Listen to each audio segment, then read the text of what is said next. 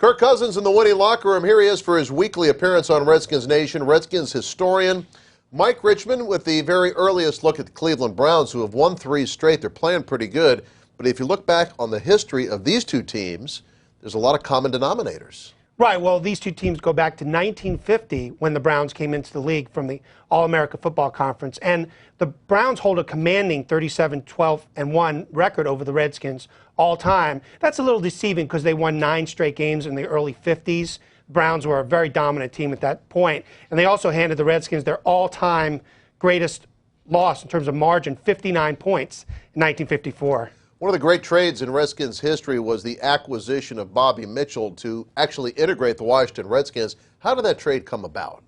Well, George Preston Marshall, the Redskins owner at the time, he refused to integrate the squad after World War II when many NFL owners were gradually doing it. And in fact, all of them did it except for Marshall. So the federal government told Marshall, you're going to lose your lease to play at then D.C. Stadium, now RFK, if you don't integrate the squad. So he drafted Ernie Davis and traded the rights to him to Cleveland for Bobby Mitchell. I just want to say it's kind of a misnomer, though, that Mitchell was the first black player on the team. First starter.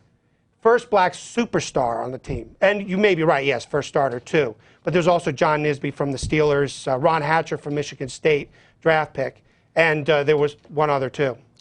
Other great connections, you got a guy named Ernest Biner who had a touchdown in the Super Bowl for the Redskins, and of course, a trade with Cleveland. That was a great trade. That was all Bobby Beathard. One of his gems, he traded a running back named Mike Oliphant. He's right. Charlie was right. It was Mike Oliphant. Very Mike good. Oliphant to the Browns in 1989, and in exchange, he got Biner. Biner had 2 1,000-yard seasons for the Redskins, has a Super Bowl ring, and very interestingly, I asked him about that touchdown in Super Bowl 26, and if that was sort of redemption for the fumble. For the fumble. And he said no. That was my crowning moment in the NFL, but really there's no way to redeem yourself for what he did in that championship game. Ernest Biner is a great guy. Mark Mosley, a former Cleveland Brown. Right. Also, well, he was cut by the Redskins in the '86 season, went to Cleveland, made 6 of 7 field goals during that regular season, and in fact kicked 2, end of regulation, he made 1, and in overtime when the Browns beat the Jets in their first playoff game that postseason, the week before they lost to on the drive. And a former Redskins head coach, was an all-time great for the Browns. Right, Otto Graham,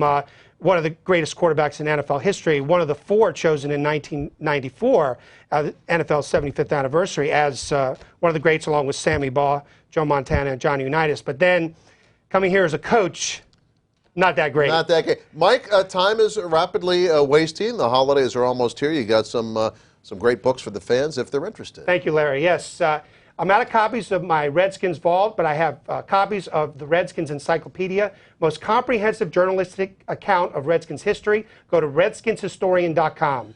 Mike, really appreciate your appearances during the regular season. A couple weeks left, but thank you so much for joining us. Thank you very much, Larry. Up next, the Fan Forum on Redskins Nation.